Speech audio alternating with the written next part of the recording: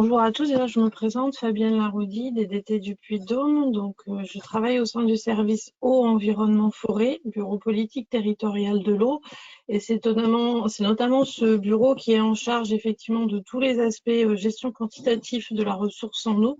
Et on suit notamment au sein de ce bureau des sujets qui permettent en fait d'améliorer justement la connaissance autour de la ressource en eau sur le département du Puy-de-Dôme, mais aussi de la façon dont on va gérer durablement cette ressource, qui sont donc l'étude hydrologie, milieu, usage, climat, Allier-Aval, et aussi le projet de territoire pour la gestion de l'eau Allier-Aval. Donc moi, je vais vous donner, suite à la première présentation d'Amérique, je vais vous donner quelques éléments en fait sur vraiment la ressource en eau dans le Puy-de-Dôme, en fait, quelles sont ses grandes caractéristiques et aussi les grandes caractéristiques des prélèvements en eau sur cette ressource. Alors, attendez, j'ai juste... non, c'est pas ça. J'ai une petite fenêtre, excusez-moi, qui m'embête en fait là pour voir ma présentation.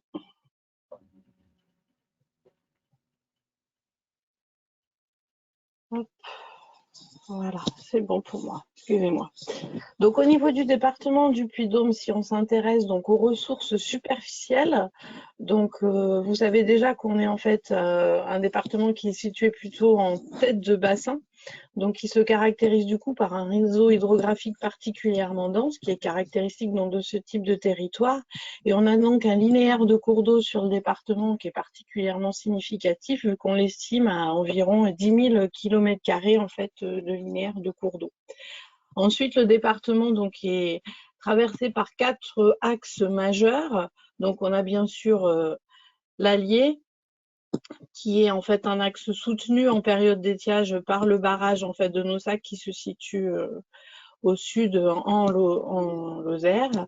Après, nous avons donc sur l'ouest du département la Sioule, sur l'est l'Adore, et nous avons aussi un autre cours d'eau en fait soutenu par notamment un barrage principalement à destination de l'irrigation agricole qui est la Morge.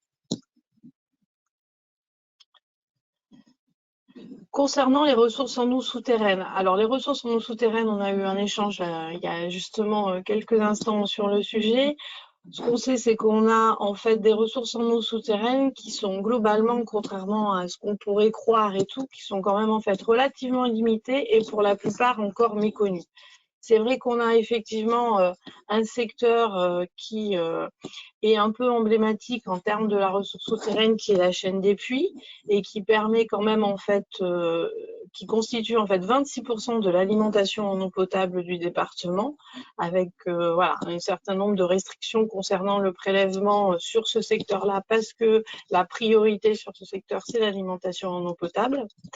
Ensuite, on a la nappe alluviale de l'Allier qui représente elle aussi 60% de l'alimentation en eau potable du département, sachant qu'on est sur une nappe alluviale, donc une eau en fait souterraine qui a quand même une connexion très forte en fait avec le cours d'eau qui est l'axe Allier.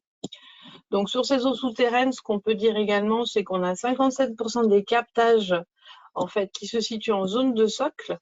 Mais vous voyez que malgré en fait le pourcentage de captage, ça ne représente que 12% des volumes prélevés. En territoire effectivement volcanique, on a souvent des ressources en fait qui sont assez limitées. Donc c'est pour ça qu'on a une multiplication des captages pour pouvoir répondre aux besoins en AEP. Et donc on a un nombre de captages en fait en eau potable qui est relativement élevé sur le département, vu qu'on estime à peu près 1200 captages. Sur les prélèvements sur cette ressource en eau, donc si on fait la répartition entre eau souterraine et eau superficielle sur le département, 80% de la ressource prélevée est en eau souterraine. Donc majoritairement bien sûr pour l'eau potable, et après on a 20% qui sont prélevés en eau superficielle.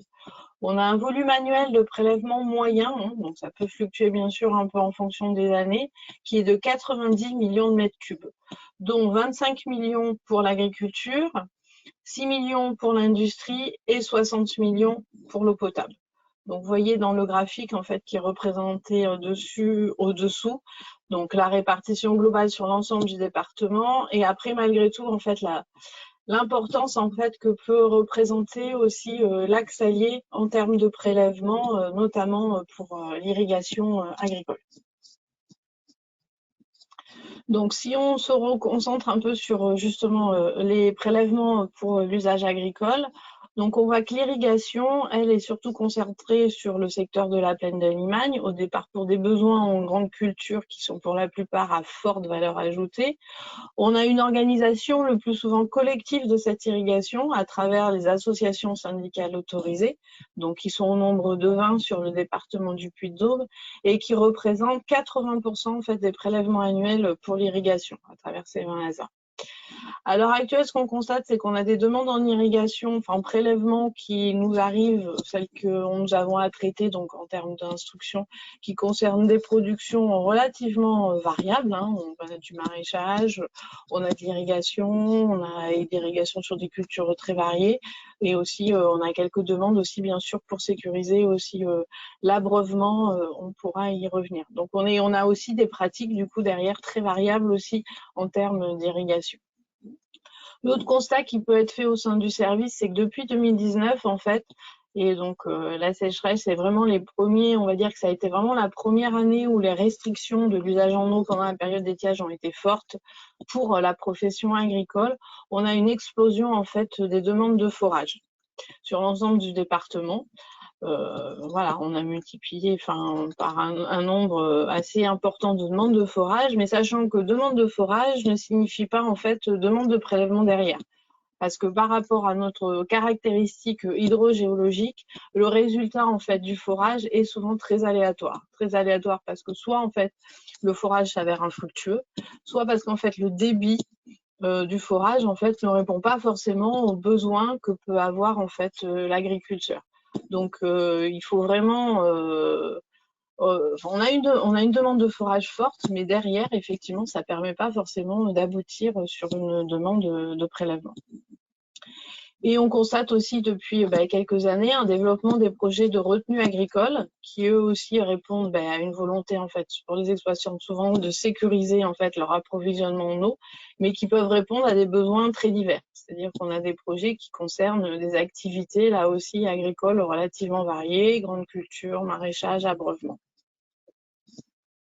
J'avais assisté à une réunion du PTGE à Oui. Laval, Oui. un hydrogéologue agréé qui a répondu à un moment donné à une question concernant justement le lien entre la nappe alluviale de l'Allier et les eaux superficielles de l'Allier, en disant, si j'ai bien compris, que du coup c'était un cas un peu à part, qu'il n'y avait pas forcément d'interconnexion, en gros, entre les eaux superficielles de l'Allier et la nappe souterraine. Alors, je ne sais pas si vous avez des éléments là-dessus, ou si cette idée que j'avais entendue, puisqu'en fait, en gros, il avait répondu cela par rapport du coup à un intervenant qui justement s'inquiétait du fait qu'on puisse justement faire des réserves de substitution en pompant directement dans l'Allier.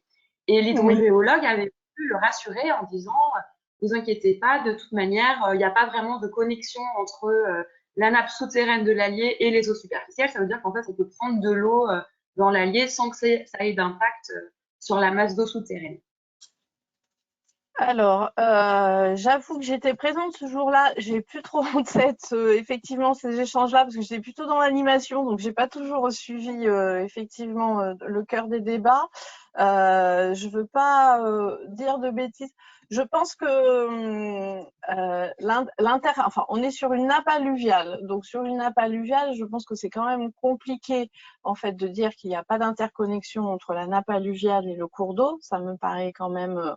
Après, c'est vrai que les relations en fait entre le cours d'eau allié et la nappe alluviale de l'Allier sont assez complexes du fait notamment que le cours d'eau est soutenu, ce qui modifie un peu effectivement la relation qu'il peut y avoir entre les deux, notamment en période d'étiage, parce qu'il y a quand même un maintien en fait en pression en fait de la nappe alluviale par rapport au soutien qui peut être fait sur l'Allier.